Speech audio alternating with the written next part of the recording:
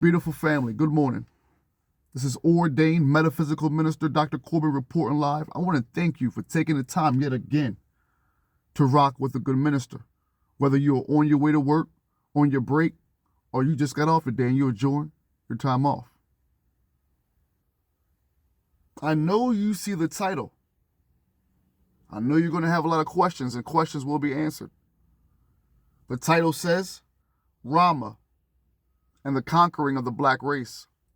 For those who watched Chapter 1, Chapter 2 of the Origins of the Four Races, I thank you so much. Now, for you who watched Chapter 2, respectfully, if you watched all the way towards the end, this is going to pick up right where Chapter 2 left off.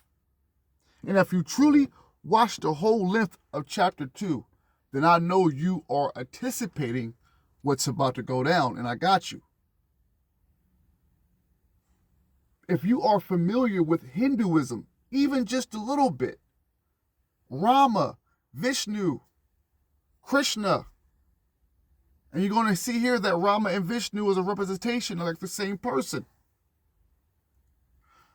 Rama, Krishna, Kali, these are just only a few of the deities or the avatars in Hindu mythology. They say that history is his story, and mythology is our spiritual truth. They say that his story is his story. Mythology is our spiritual truth. I'm going to read something before I even go into the presentation. I want you to Google, unless you're driving. If you're driving, stay focused. Continue to be focused on that road, and I thank you so much for being intuitive with the word. But for everybody else, if you can, if not, just ride with the minister. I'm going to Google Rama, and I'm going to read briefly what Google says about Rama. Because remember, Rama, Vishnu, whatever you want to call the deity, is in Hindu. We're talking around India. What does Rama have to do with the conquering of the black race? What are we talking about, minister? Well, we're going to find out. And if you watch Chapter 2, family, I told you Chapter 3 is going to get real. I told you. Here we go. So I'm going to give you briefly the background and the bio that Google has, that Wikipedia has on Rama. And here we go. Rama is a major deity in Hinduism. He is worshipped as the seventh and one of the most popular avatars of Vishnu, Vishnu. In Rama-centric Hindu traditions, he is considered the supreme being, also considered as the ideal man. Rama is the male protagonist of the Hindu epic Ramayana. And if you listen to Chapter 2, you should be getting ready to do the Birdman hand rubs, because you know I'm about to go in. We just discussed the Ramayana in Chapter 1, I believe, Chapter 2 and Chapter 1 too, I believe. Rama's birth is celebrated every year on Rama Navami, which falls on the 9th day of the bright half of the lunar cycle, which is around March, April, the first month in the Hindu calendar. According to Ramayana, Rama was born to Dasratha, and his wife was named Kausala, and Ayodhya, that's Ayodhya, which is the capital of the kingdom of Kosala, Kosala, and I'm trying my best to put respect on these names. His siblings included Lakshmana, Bharata, and Shatrughna. He married Sita, Sita, born in a royal family. Rama's life is described in the Hindu text as one challenged by unexpected changes, such as an exile into impoverished and difficult circumstances. Keep that in mind as we're about to go into the story of Rama and him conquering the black race. Keep that in mind as we're about to go in on Rama, who was the conqueror of the black people. Let's read this again.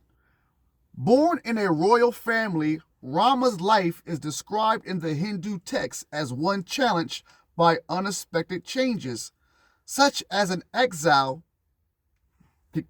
Exile means getting kicked out. You gotta go. Into impoverished and difficult circumstances, and challenges of ethnical questions and moral dilemmas. The most notable story involving Rama is the kidnapping of Sita, who was his wife, by the demon king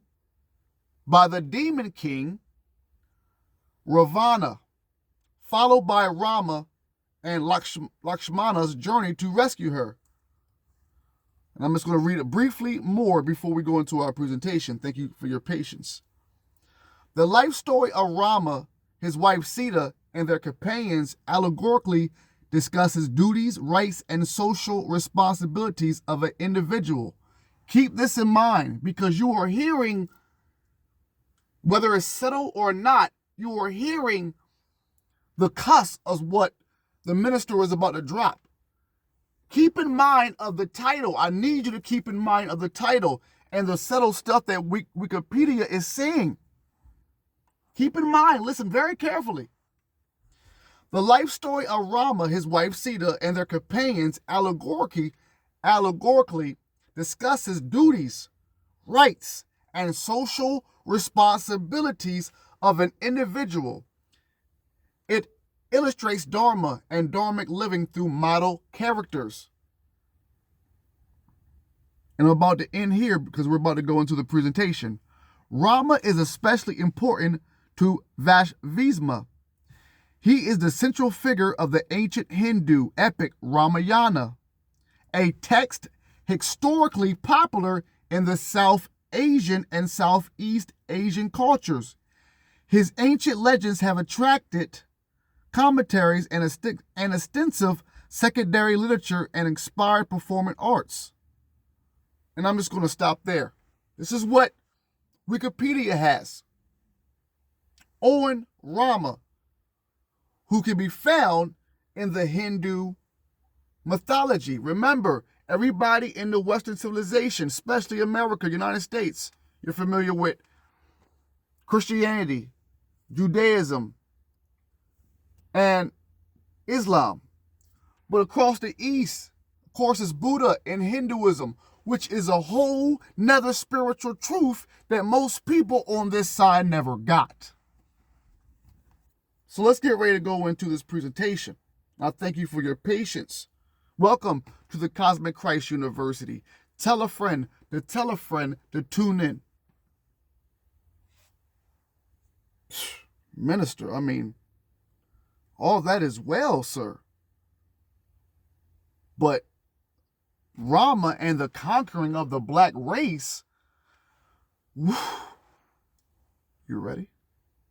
I'm here to teach.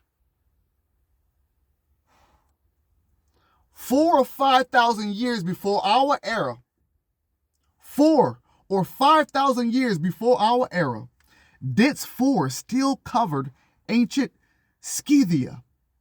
And guess what? I'm probably messing that up, but I got you. It is spelled, and you should have what? Unless you're driving, you should have what? That's right, pen and pad. Let's pronounce that right. Scythia. Scythia. Have y'all ever heard of Scythia? Hit the like button if you heard of Scythia. Real talk. Scythia. So let's go back. I told you, we're going to put respect on this presentation today. 4,000 or 5,000 years ago, before our era, dense forests still cover ancient Scythia, which stretched from the Atlantic Ocean to the polar seas. Stretched from where, family? I told you I love class participation. It stretched where, family? From the Atlantic Ocean to the polar seas.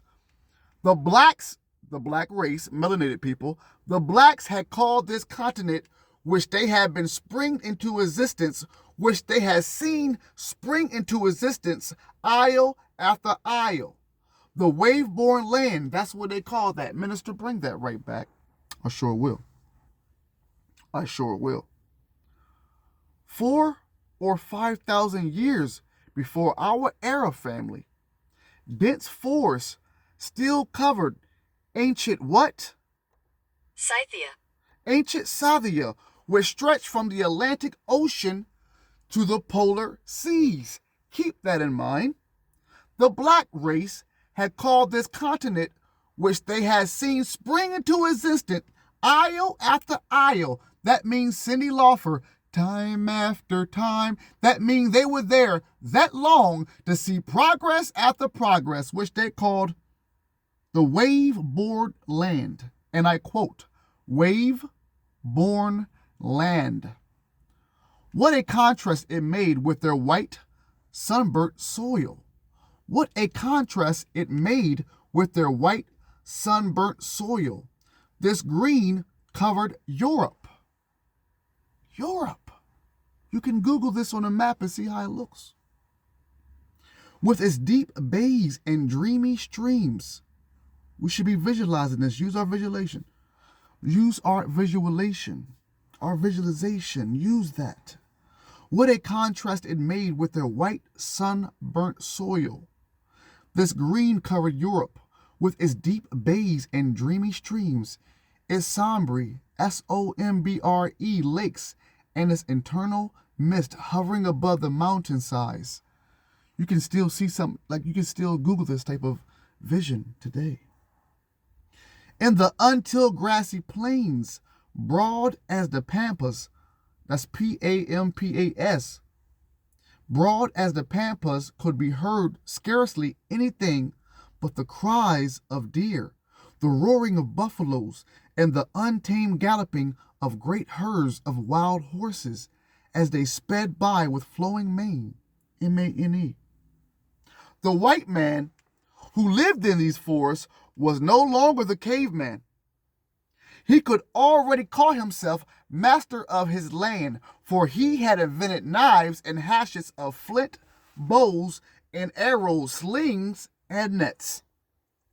Finally, he had found two companions. The white man had found two companions in his combats, two excellent and incomparable friends. Who do you think these two friends were? I give you a hint. They were animals. I give you a hint. One of them is man's best friend. The white man who lived in these forests was no longer the caveman. He could already call himself master of his land, for he had invented knives and hatchets of flint, bows and arrows, slings and nets. Finally, he had found two companions in his combats, two excellent and incomparable friends, devoted until death. Who do you think those two friends were? Answer: the dog and the horse. The domestic dog, in becoming the faithful guardian of his wooden hut, had given him a feeling of security for his home.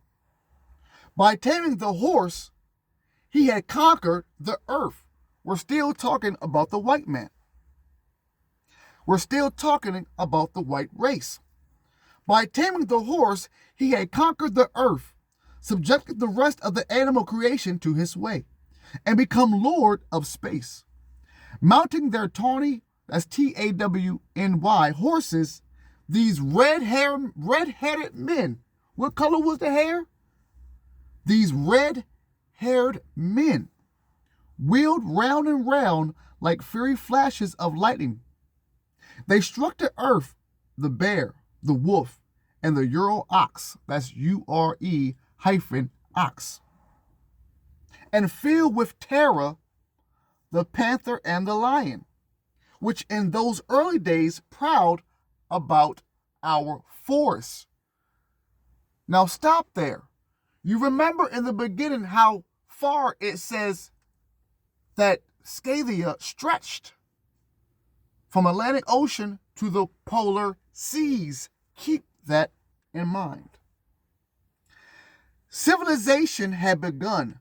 The rudimentary family, the clan, and tribe were in existence. Everywhere the Scythians, sons of the Hyperboreans, sons of the Hyperboreans, and let's see how far my internet is reaching pretty far. Because family, I heard about the Hyperboreans through H.P. Belansky. Let's see if my internet connection connects this far. Matter of fact, I'm going to try to give it a... There we go. I gave it a boost. Now, the Hyperboreans, you should have what? Pen and pad. The Hyperboreans, Google says, and we're going to spell that, Hyperboreans. Hyperboreans, Google says, refers to two distinct concepts. One, a mythical people of ancient Greek legend who live in a northern paradise. Where at? Northern. Do I have anybody that watched chapter 2? If you seriously watched chapter 2, hit the like button. Because everything that I'm preparing you for and everything that I'm saying, we left off with in chapter 2, and it's starting to make sense. You're seeing what the title says, obviously. They said Hyperboreans refer to a mythical people of ancient Greek legend who lived in a northern paradise, or a fictional people from Conan universe who are known for their ancient civilization in the north. No matter what we are hearing a mythical people from the north. Keep that in mind. And if you watch chapter 2, you already know where we're at with this. So let's go back to the presentation. If you watch chapter 2, you were already hearing and knowing what's about to go down. And I got time today. Obviously, this is very important.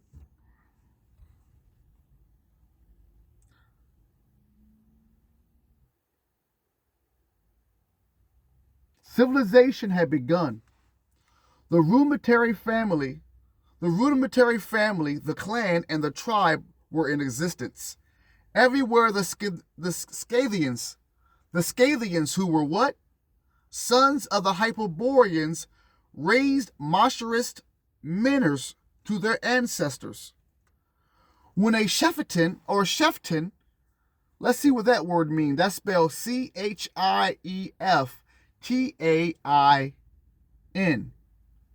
I want to see what that word stands for. I might have bumped. Let me see here. Let me go back because I might have had it here.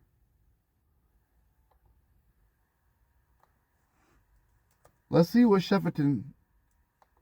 What's the definition of chieftain? Perfect. My little Wi-Fi connection. How you say that again, Minister? Chieftain. I told you I'm going to put respect on these words. I might say chieftain. The whole daggone word is chieftain. Chieftain. There you go. So what does that mean? Well, it means the head of a tribe or clan. What's the word again? Chieftain. I like that. Chieftain. When a chieftain died, his armor and horse were buried with him, so that the warrior, it was said, might ride the clouds and hunt the fire dragon in the other world. Hence, the custom of sacrificing the horses, which plays so important a role in the Vedas, which is a Hindu text. Vedas. If you don't know about this, please do your research. Once again, when a chieftain died, his armor and horse were buried with him, so that the warrior, it was said, might ride the clouds and hunt the fire dragon in the other world.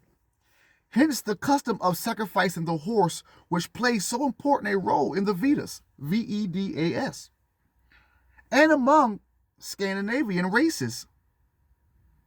Religion thus began by the worship of ancestors. Now, let's talk about the Semites. Now, for you who know which group, which race may feel will be more found in the Semitic race, then you know who that tribe and race is. For those who know who is more related to the Aryans, like I said in chapter 2, then you know who that race is. So let's talk about the Semites. The Semites found the one God. And once again, if you Google, man, we got time today, minister. Let's just Google this stuff so we know, so our audience is clear what race can really be found to who. Internet connection, help me out. Google. Now it says here, the Semitic people or Semites is a term for an ethnic, cultural, or racial group associated with people of the Middle East or Africa. Okay. And of course, we know the Aryans are more of the European. So, of course, you can do your more extensive research, but that's where we're at with it for the most part. Now, let's go to the Semites now.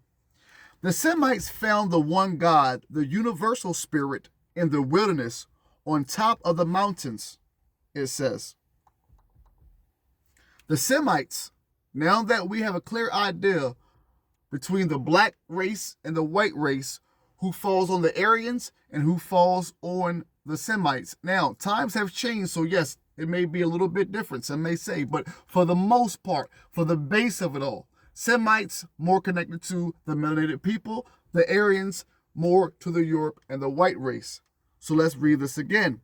The Semites found the one God, the universal spirit in the wilderness on top of the mountains in the immensity of stellar space. I need y'all to keep in mind what the minister said, chapter 2, when regarding the work of Rudolf Steiner. Please Google Rudolf Steiner if you don't know who he is. The Semites found the one God, the universal spirit in the wilderness on top of the mountains in the immensity of stellar space. With melanated people, there is this natural born connection. And this is nothing about prejudice, nothing about bias. We are telling it as it is. You know this to be true. With melanated people, there is this connection to a universal God. It is within them, embedded in their DNA, that they have this connection. This even if religion has them bounded, within them they know that there is this stellar connection, this universal connection to this God, wherever it may be. It is saying that as far as our ancestors, the Semites found the one God, the universal spirit in the wilderness. There's a mountain that I want you to search in a minute, and you make sure you remind me about this mountain. That if you Google this mountain, you can see even till this day. And I'm gonna slow down because I get real passionate about this stuff, as you can tell. You know what? Let's just Google the mountain. And I'm not gonna flip the phone around. I did that before and it stopped the whole video.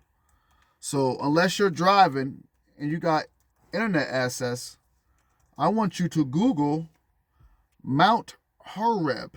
And some of y'all like, yep, I know Mount Horeb. Internet connection? Mount Horeb, Horeb. Mount Horeb is the mountain at which the 10 Commandments were given to Moses by God according to the book of Deuteronomy. I didn't even know I was going to get all that information right now, but there you go.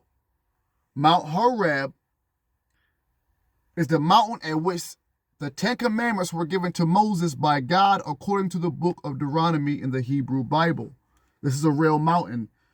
Go to images whenever you get a chance. Right now, you should be focused on the presentation. But if you're a multitasker, do your damn thing. Google that mountain, family. And there's one picture where the clouds are just surrounding the mountains. So when we're talking about ancient days and primitive days, then you can best believe there were some type of spiritual beings on top of those mountains where the clouds are covered them. You can Google the mountains and see how these clouds, these genius clouds, cover the top of the mountains, where if there's anything on it, anything around it, we wouldn't know.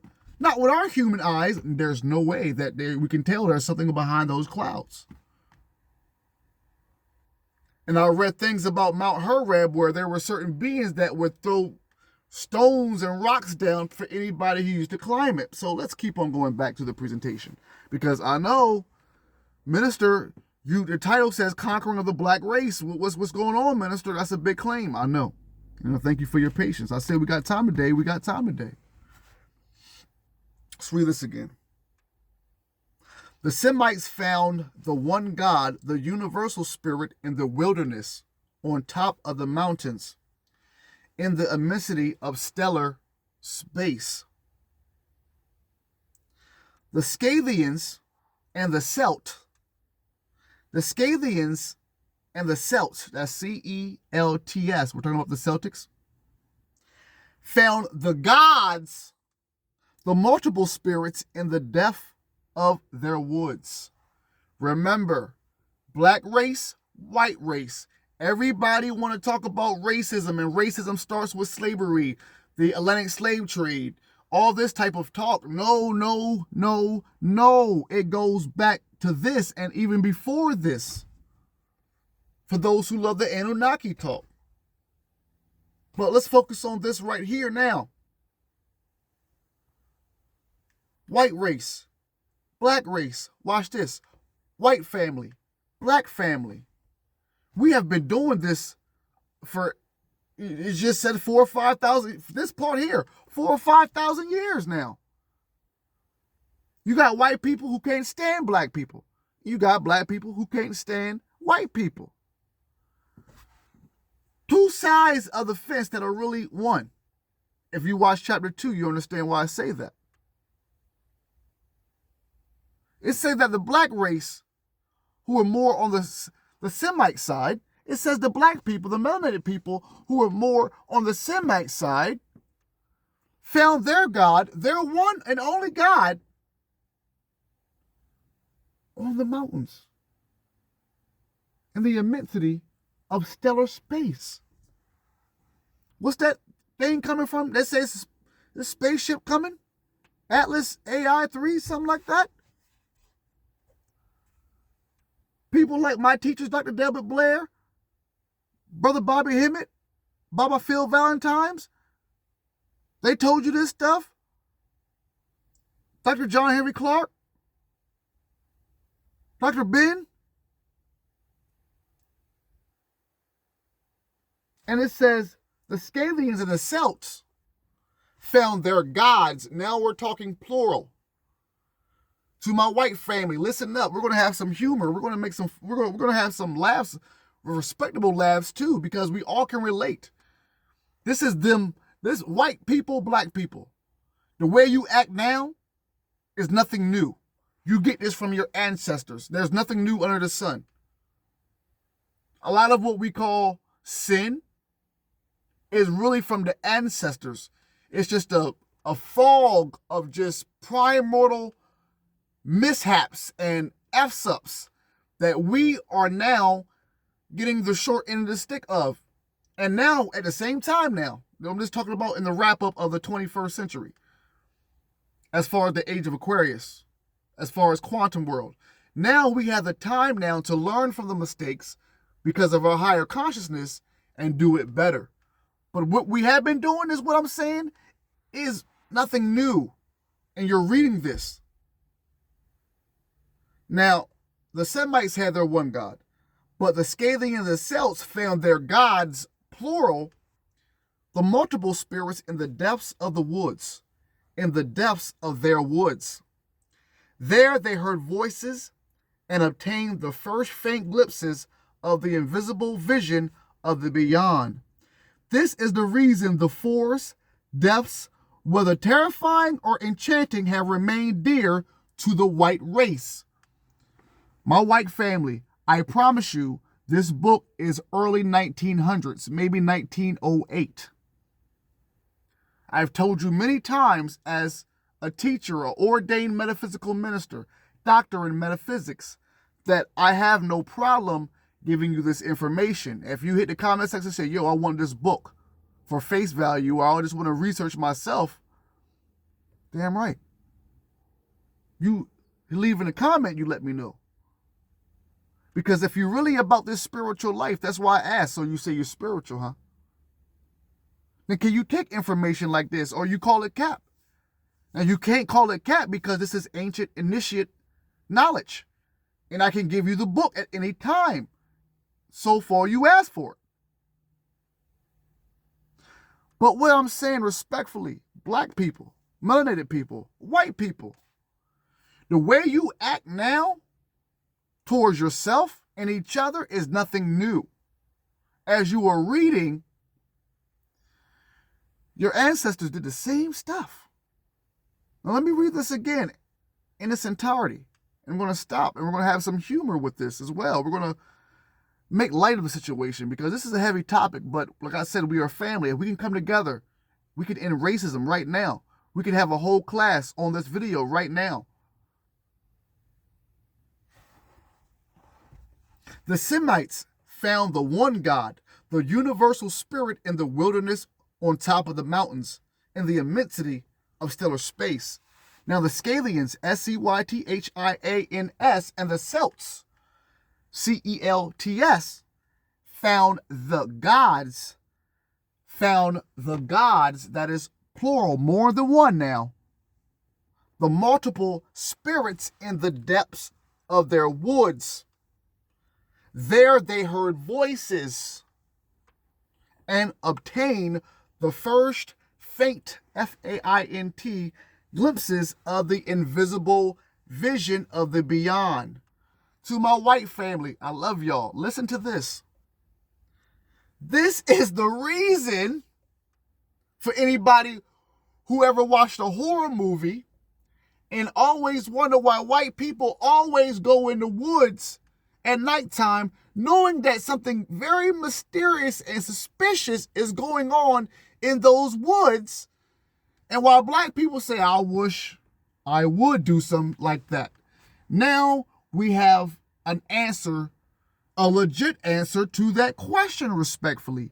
If you yourself, white people, ever wonder why yourself as a white person, why do we actually do that? Like we hear that monstrous noise, but we're so attracted just going in there and figure out what that is. Now you have your answer. And remember, this book is 1908.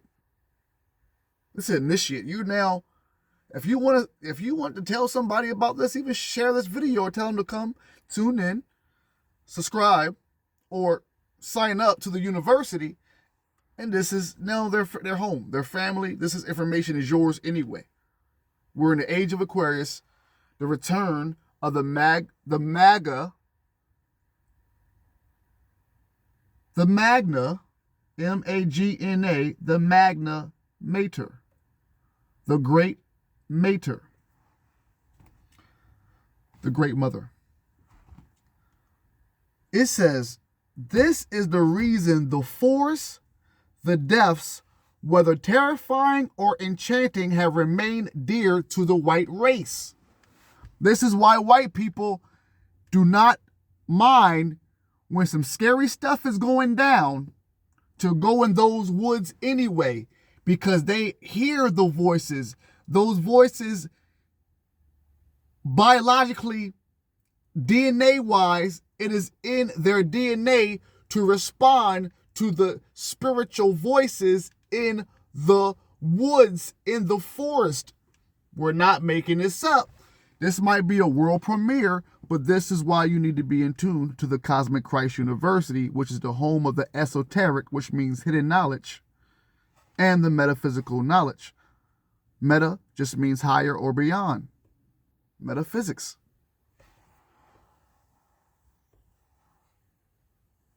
Told you I got time today. Now I'm going to read it again and I'm going to speed it up. Black race. Ever wonder why you have this one connection to God? God. Not just church. We go beyond that. But that inner connection to God. Well, this might be why. The Semites found the one God, the universal spirit, in the wilderness on top of the mountains, in the immensity of stellar space. The Scythians and Celts found the gods, the multiple spirits, in the depths of their woods. There they heard voices and obtained the first faint glimpses of the invisible visions of the beyond. This is the reason the forest depths, whether terrifying or enchanting, have remained dear to the white race. Attracted by the rustle of the leaves and the magic of the moon, they always come back to them as the ages roll along, as to a spring of perennial youth. The temple of the great mother, the goddess Hertha. The goddess Hertha. Shout out to all my birthers, but this is the goddess Hertha. You can look her up, Hertha.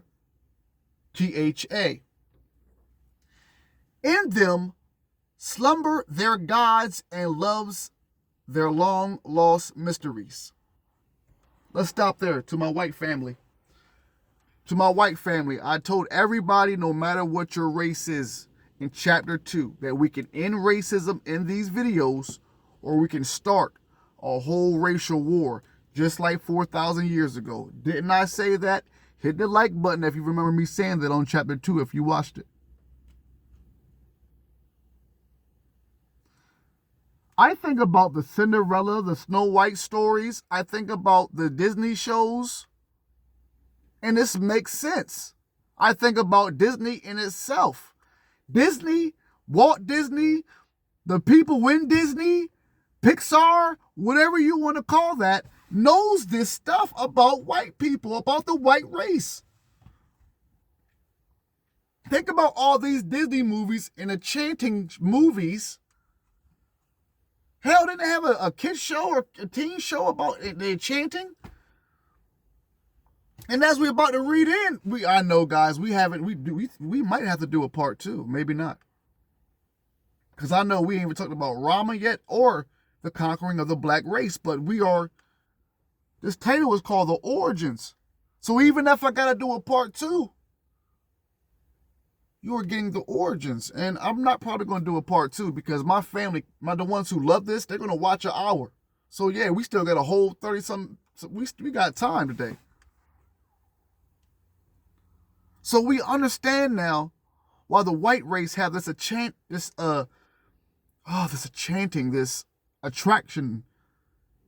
attractiveness to the woods, the forest, that some black people just can't understand why they have. Now, white people, you have an origin story that you probably never even heard before. And if you heard it, but I promise you probably haven't heard it at this pureness of it.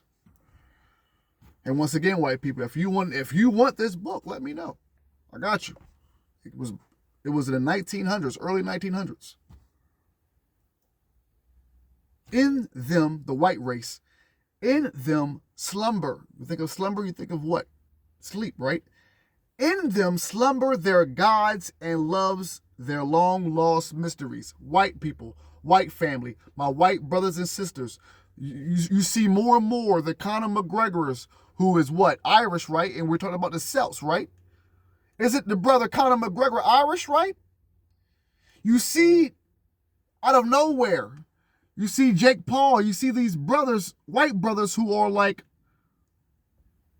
they are now subconsciously connecting to their ancestors.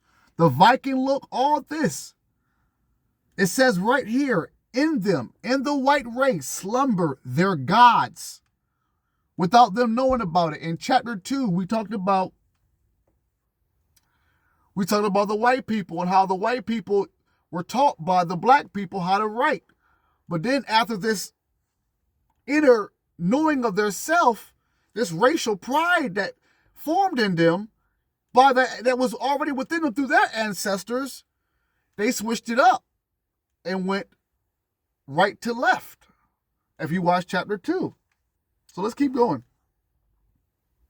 So in you, my white family, you have your gods, plural. You have your gods. The Semitics have their God, but to the white race, you have your gods slumbered within you. And your loves, their long lost mystery is within you. Let's keep going. In the most distant ages, women seers, here we go. In the most distant ages, women seers prophesied beneath the trees. To my sisters, my beautiful sisters, ladies around the world, the minister gave you a video about the Sibyllines, who were the oracles way before all this was going down. We wouldn't biblically know about a Jesus the Christ if it wasn't for these prophetess, these seers, these female ladies who had these visions because they were females. Because they were females that had certain connections to the moon. You'll hear it. Let's go. In the most distant ages, and you hear what it's saying. This is in 1908, and the author is saying in the most distant ages. In the most distant ages, women seers, S-E-E-R-S. You should Google that word if you don't know. Seers. In the most distant ages, women seers prophesied beneath the trees. Each tribe had its great prophetess, like the Voluspa, Voluspa, of the Scandinavians, and its colleges of Druidists. Raise your hand up where I can see them if you ever heard of the Druids.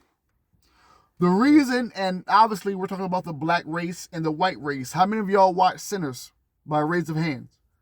How many of y'all watched the movie Sinners by a raise of hands?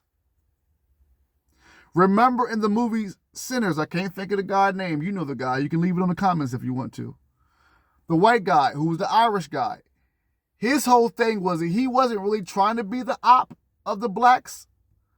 He was really trying to connect with him, whether it's the Irish music, whether he was just letting them know, like, listen, man, we got a common enemy.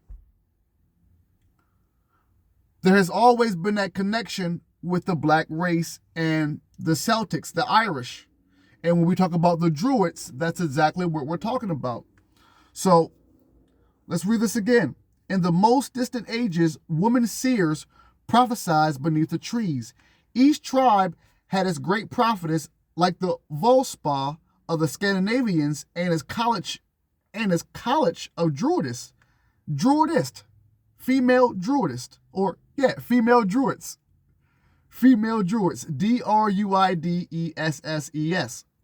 These women, however, at first, filled with noble inspiration, had become ambitious and cruel. The kindly disposed prophetess had changed into maleficent magicians. Bars, I like that. Maleficent magicians. They instituted human sacrifices, and the blood of the heroes, Herolls, never ceased flowing on the Cromlechs, Cromlechs. To the sinister chants of the priest and the shouts and acclamations of the cruel, ferocious Scythians. So what we're hearing is that there was this white female prophetess. The white race had their white female sisters who at first had good intentions with the magic that they were using. Along the line, these white sisters got real ratchet with the magic. Minister, you got bars today. I like that. The Druidist sisters, these white race sisters from the Druids, we're talking about the Celts, the Irish. So now we're getting even a backdrop to the Sinners. We're giving you an origin to the Sinners movies. They had a good intentions with the magic and the rituals they were doing at first. But then the white sisters got ratchet with their magic. Blood rituals, all type of stuff. Orgies is going down. Among these priests, now we're about to get the introduction to Rama, because remember what the title says. Rama and the conquering of the who? The black race. Here we go. Among these priests, there was a priest, a young priest, as all this ratchetness has now turned crazy by these white Druidist sisters. There was a young priest who was watching all this go down. Think about this. Think about this. Black people, think about that. Think about this generation of ratchet sisters, or what we call ratchet sisters. And it's going crazy. They wilding out. Bonnets is everywhere. Cussing out everywhere. Just doing ratchet stuff. And then there's a young man who sees all this going on. We're not saying this is good. We're not saying this is bad. But as a young man, I want you to get a visual of what happened in this white world. To my melanated people, I want to get your vision on how the white people were going through it in these primitive days. Imagine this young black man who was seeing all this ratchet that goes on. Actually, this is the story of Jesus, what I'm talking about, when, Jesus being a melanated man, seeing his parents go through this festival full of just blood sacrifices and all this stuff. And then he decided to go a whole other way with the elders in the temples, and he was teaching the elders. But what I'm saying is, and to make this short, my melanated family, imagine that young boy, that young black boy who sees all this ratchet stuff goes on, all this nastiness and this crazy chaos. And he decides, it's time for a change. And he becomes the change that his race needs. This is what Rama did. This is what Rama did for the white people. Let's go in. Among these priests was a young man in the prime of his life named Ram. R-A-M. Though destined to enter the ranks of the priesthood, his contemplative, thoughtful mind revolted against the blood-stained worship. He was tired of seeing this ratchetness by his white counterparts, his white sisterhood. You are supposed to be my example, ladies, but you turning all this stuff into some ritual blood sacrifice. The young druid, D-R-U-I-D, if you watch Sinners, and you know about the white brother who was the main character from the Irish, then we're talking about the druids. If you are, no matter what color you are, and you're still kind of new to the information that Sinners was given, the druids are the Irish, the ancient Irish, the Celtics. You have black and you have white druids. Don't get it twisted. They were heavy on magic. Heavy on magic. Do your research on the druids, D-R-U-I-D-S. The young druid was grave and gentle in disposition. He had at an early age shown a singular leaning, towards a knowledge of plants, their wonderful virtues, and distilled prepared juices, and quite as marked a tendency towards the study of the stars and their influence. He seemed to divine and actually to see things at a distance. Hence, his precocious influence over the oldest among the Druids. This is almost similar to the Christ story or Yeshua story. From his whole being, there emanated mingled greatness and benevolence. His wisdom formed a strange contrast with the folly of the Druidist, who shrieked out curses and uttered their ill immense oracles in delirious convulsions. The Druids had called him, and I quote, the one who knows, end quote. The people gave him the title of the inspired one, another quote, end quote. All the same, Ram, who was ardently seeking after divine knowledge, had traveled throughout the whole of what it was called, family. What was that place called? I want to make sure I want to put respect on that name. What was that place called, family? Scythia. It said that Ram traveled through the whole Scythia.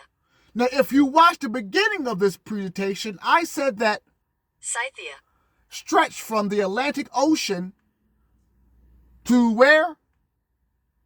The polar seas. So if Ram traveled all the way to Scythia, all through it, then he would have been introduced to the blacks who were already first in Scythia. Exactly. So now we are getting the origin stories of Ram and the so-called conquering of the black race. We have a young man who was fed up with the women around him, these white sisters who was practicing magic and doing blood sacrifice, he was tired of it. He knew there was time for a change. He became that change. All the same, Ram, who was ardently seeking after divine knowledge, had traveled throughout the whole of Scythia and the countries of the south. Who be in the south? The blacks be in the south. Who be in the south? The blacks be in the south. Who be in the south? The blacks be... This is not me just saying it. Listen. All the same, Ram, who was ardently, Ardently, seeking after divine knowledge, had traveled throughout the whole of Scythia and the countries of the south, won over by his personal knowledge and his modesty, the priest of the blacks. The priest of the black people had communicated to him a portion of their secret knowledge. Black people. I want to have a conversation with black people at 50 minutes. This is probably going to have to be a part 2, because once an hour stops, that's it. Because now we're going to end at a good part. We're going to end at a great part. And if you watched the whole thing, I know this is going to go viral. I know it's going to go viral. And you know it's going to go viral. And you're going to help it make it go viral. So that's why I'm thanking you in advance for helping it go viral. See what I did there? So black people, I want to have a quick talk with you. And this may end the presentation right here, because this is a serious talk. And when I mean end it, I mean I told you I just want to do an hour on chapter 3. I want us to think about the civil right days, think about the so-called slavery days, think about Dylan Roof, Dylan Roof, the white brother, the white guy, because no matter what, we're all one, and it's a crazy story.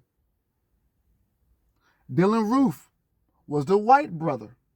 You see what I did there? Who went into the church and killed about 9 black people. And black people, they wasn't on war. Why? Because we see that from chapter 2, the Semites have this spiritual love, this DNA love that is just love. Their connection to the one God is birthed in them to do nothing but show love. Now, if you come with some disrespect, then you're going to get what you're going to get with the melanated people. But by nature, by design, black people are built on love.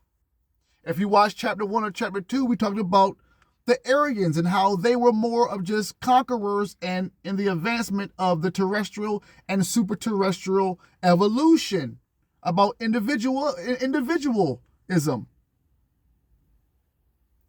So what I'm saying, black people, is that melanated people have this, and you're seeing it now, tendency to open their doors to what even may be their own opposition, even though it's not at the end. Dr. Umar, my first introduction to Dr. Umar, major respect to the brother Dr. Umar. He did a video, and it was about the ice people versus the sun people, and you're going to get this probably, if not on chapter 3, chapter 4, a part 2 of this. But Dr. Umar talked about the ice people and the sun people, how the ice people came out the cave and the sun people had the abundance of everything because they were sun people. Ice people being the white people, sun people being the melanated black people. The ice people discovered the sun people, and the sun people gave them this information, just freely gave them this secret knowledge. Here you go. Because the love of them, they just loving people.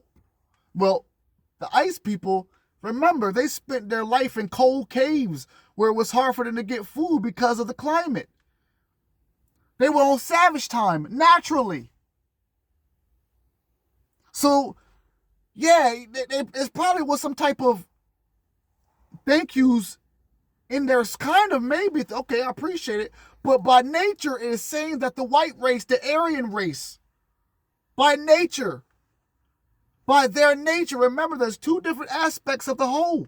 Once you know about God, this good Good and evil you're talking about? There's no dual. Everything is one. But that goes beyond other people right now. Let's talk about this. That by nature, when they discovered these sun people, that even though the sun people were generous, I'm taking this. We need this over here. We need this over here. And that's what the Aryan and the white race did. You're not taking my word for it. You're right here. That's why I said anybody who want the book, you can leave a comment. You're going to get the book. We can literally have a class on this whole video, on this whole series, these chapters. So I'm going to read this again before we stop, but we are hearing in real time why black people have a tendency to let what they may call, and they don't see it as opposition, but what made people feel like is, the opposition. When a white race comes into the territory of the black race and do some horrific stuff, and the response and answer for black people is, we love them, God is going to take care of it. It's in their DNA to say that. But when it comes to the white folks, it's also in their DNA, respectfully, to go ahead and snatch that away from them. And that's what Rama did. And remember, Rama is in the Hinduism mythology. But remember, we were given his story. Mythology is our spiritual story. So imagine being taught this in classes. We would probably feel a little bit different today. But now we are older enough and we have a consciousness where we can really come together if we choose to now, as races, as a whole. All the same, family, Ram, who was ardently seeking after divine knowledge, had traveled throughout the whole of Scythia, Scythia, and the countries of the south. Won over by his personal knowledge and his modesty, the priest of the blacks, the black race, had communicated to him a portion, whether small or big, a portion of their secret knowledge. On his return to the countries of the north, we remember earlier in this presentation, we Googled Rama. We Googled Hyperboreans. Here again, we're talking about the north. Santa Claus, North Pole. We're about to hear the origin story, maybe not on this video, but on the next one, on the mistletoe, because Rama has a connection to the mistletoe. So Christmas was given to us, Noel, N-O-E-L, the Christmas was given to us by Rama. If you don't hear it in this video, you're damn sure going to hear it on part 2 of chapter 3, no matter when I give it to you. Because this one right here, when it's done, it's going to be enough to feed you for at least 2 weeks until I give you part 2 of chapter 3. On Rama's return, he then went over to the Atlantic side, the south side of Scythia, and hollered at the black folks. He was so modest. He was modest. He was knowledgeable. They say, okay, we rock with you. We're going to give you some of our stuff. He took it back. He took it back to the white race. Guess what I found, guys? Guess what I found out? And it may have been peaceful in the beginning, but after he had visions and dreams, he had a vision. That vision was an aspiration. And that aspiration said, hold up now. Whoa, wait a minute. Whoa. Y'all up here beefing with each other, white race. You need to go back to that black race, and they are up now. Remember chapter 2, we're talking about advanced civilization. Remember when I ended on chapter 2, I said for some reason, out of all the races, the white race had this up, or they got boosted with this intellectual knowledge, or intellectually they got a boost where they became up on every race intellectually.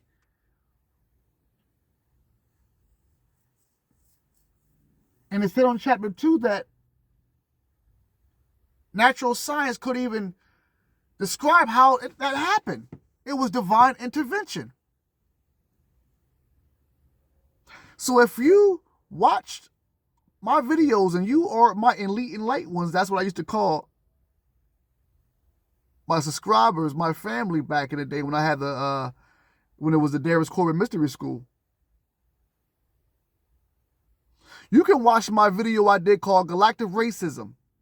And this puts a lot of the puzzle together. It puts a lot of the puzzle together. My gosh. Ram was amazed to find the worship of human sacrifice raging more and more among his people. So after he got back from chilling with the blacks, those prophetess, those druidess, these sisters, when he got back, it was getting even worse with the blood sacrifice, the blood rituals, probably the orgies. It was just getting crazy when he got back from chilling with the blacks and getting the sacred knowledge.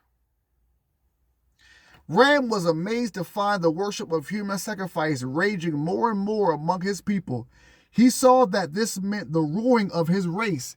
He realized that the way the white race was headed back then, if they kept on going, there wasn't going to be no white race.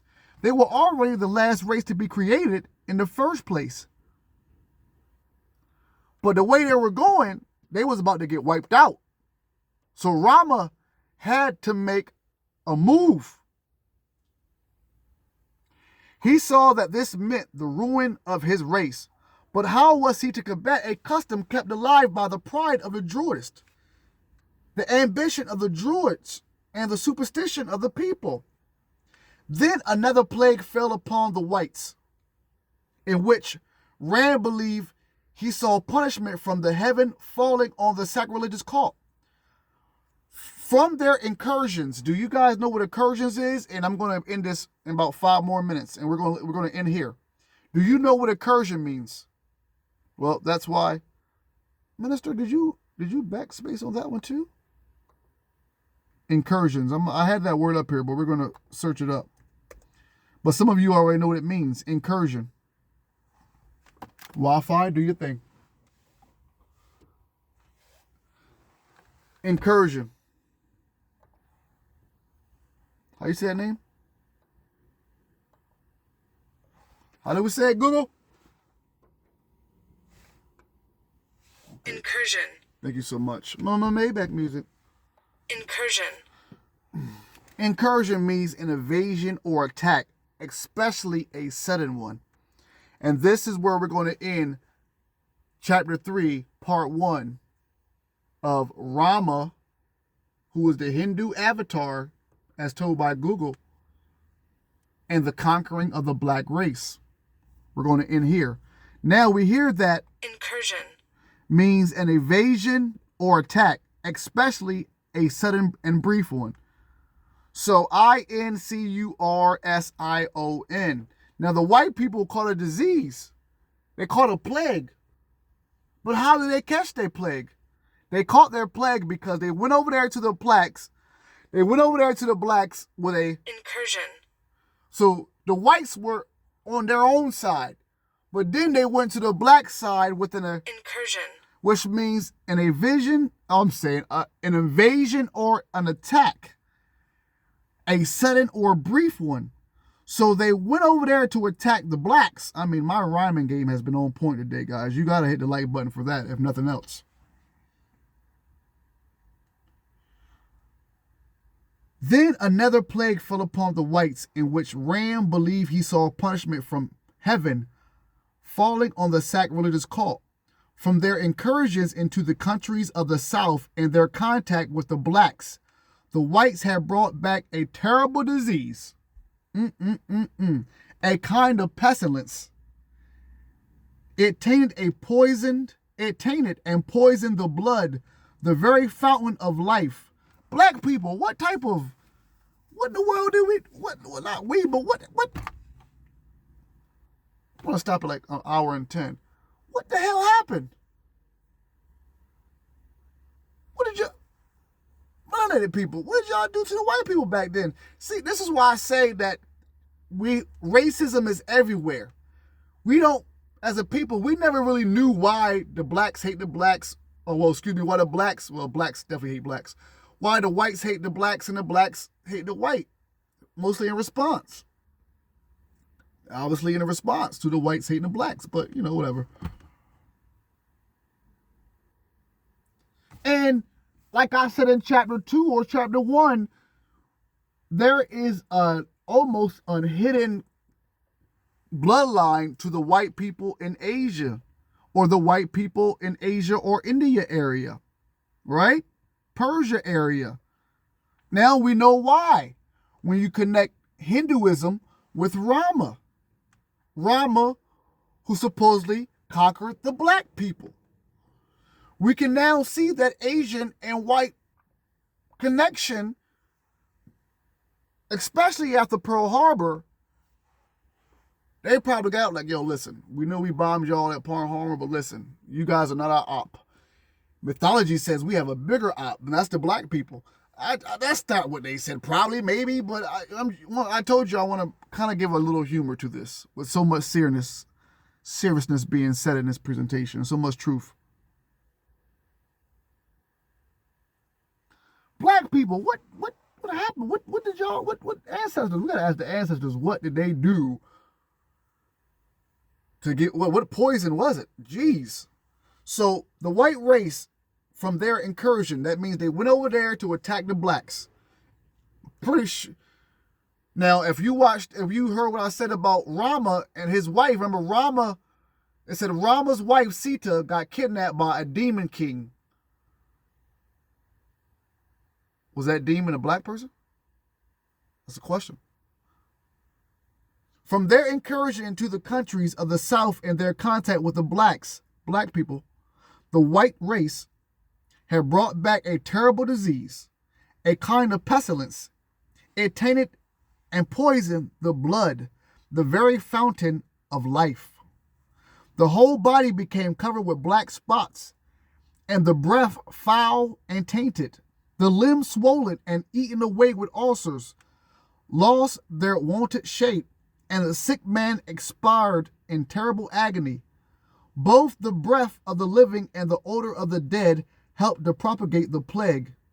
Horror-stricken, the whites died by thousands in their forests, which were now forsaken even by birds of prey. Ram, in his sorrow and trouble, sought in vain for some way of saving the people. It was a habit of his to meditate within a quiet glade at the foot of an oak tree.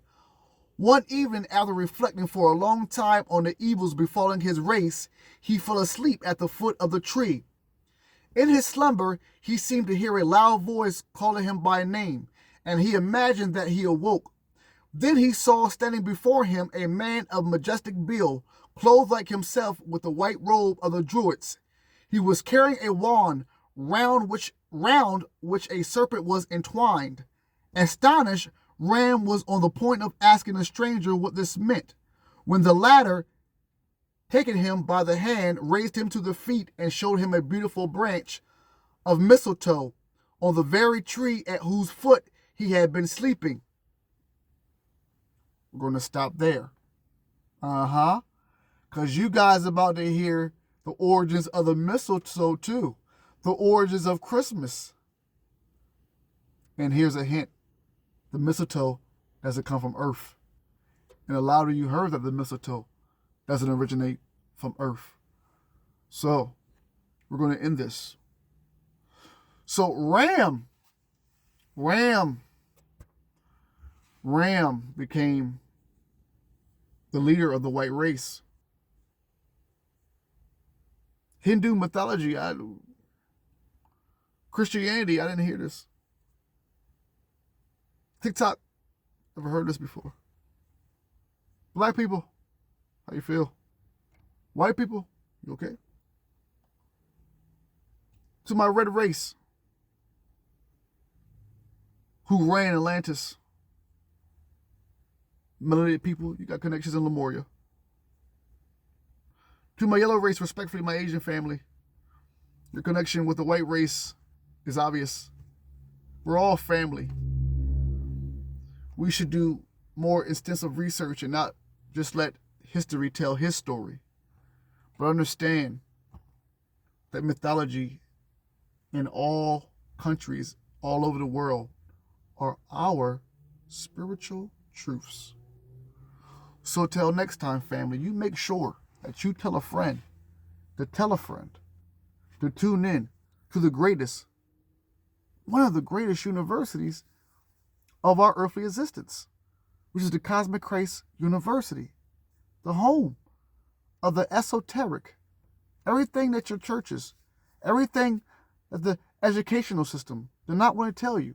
This is the home of, and the metaphysical, the things that go beyond what your churches could even dare to tell you. Know that you're great. Know that you are greater. And know that you haven't even seen your greatest version of you. Till next time, family.